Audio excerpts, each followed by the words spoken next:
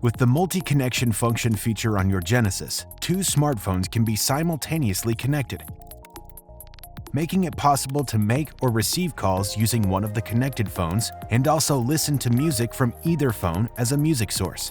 This feature is easy to set up. First, you must pair two devices to your vehicle. See the Pairing Your Bluetooth Device video or your owner's manual for instructions. Remember that you can only add new Bluetooth devices when no device is currently connected. Once two devices are connected, you can switch between them in one of two ways. Select Phone, then Menu, then Change Device. Press the desired Bluetooth device on the pop-up to change for audio streaming or hands-free calling. When listening to streaming audio via Bluetooth, you can also change devices on the playing screen. Select the multi-connection icon, then choose the desired Bluetooth device for audio playback.